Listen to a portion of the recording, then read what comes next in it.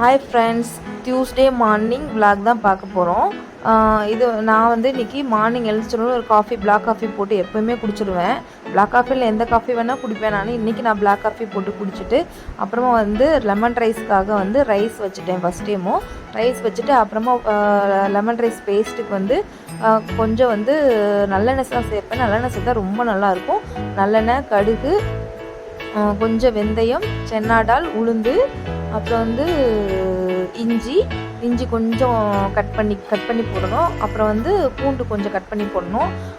அதோட கொஞ்சம் lemon ஜூஸே add பண்ணிவிட்டு கொஞ்சம் மஞ்சள் சேர்த்துட்டு கொஞ்சம் தண்ணி சேர்த்து அதை கொதிக்க வச்சுட்டு கொஞ்சம் திக்கானோடனே ஆஃப் பண்ணிடணும். அதுக்கப்புறம் ரைஸ் ஆற வச்சதுக்கப்புறம் நம்ம கிளறிடலாம்.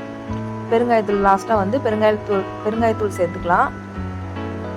நான் சைட் பை சைடாக வந்து பொட்டேட்டோ ஃப்ரைக்கும் வந்து பேன் வச்சாச்சு. அதில் கொஞ்சம் எண்ணெய் ஊற்றிட்டு கடுகு, உளுந்தம்பருப்பு, கொஞ்சம் வந்து கருவேப்பிலை போட்டுட்டு அப்படியே வந்து பொட்டேட்டோவும் போட்டுருவேன் நான்.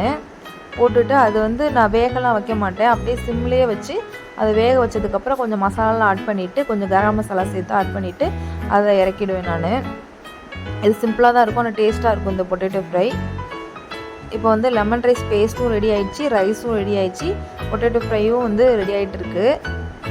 இது லெமன் ரைஸ்க்கு வந்து பொட்டேட்டோ ஃப்ரை வந்து ரொம்ப பெஸ்ட்டு காம்பினேஷன். இது வந்து பசங்க லெமன் ரைஸ்னாலே பொட்டேட்டோ ஃப்ரை தான் கேட்பாங்க. அதனால் அதுவே பண்ணியாச்சு இன்றைக்கி. அப்புறம் வந்து சட்னிக்கு, அதாவது இது இந்த சட்னி வந்து லெமன் ரைஸ்க்கும் நல்லாயிருக்கும், தோசைக்கும் நல்லாயிருக்கும்.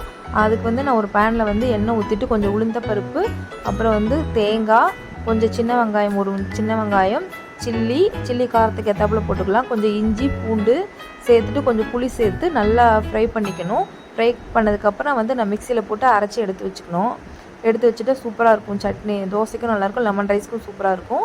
அப்புறம் வந்து பொட்டேட்டோ ஃப்ரையும் ரெடி ஆகிடுச்சு. அப்புறம் மார்னிங் வந்து பிரேக்ஃபாஸ்ட்டு பசங்களுக்கு வந்து நான் தோசை பண்ணேன் இன்றைக்கி. தோசையும் அந்த நான் கோகோனட் சட்னி சொன்னையா, அதையும் வச்சு பசங்க காலைல தோசை சாப்பிட்டுக்கிட்டாங்க.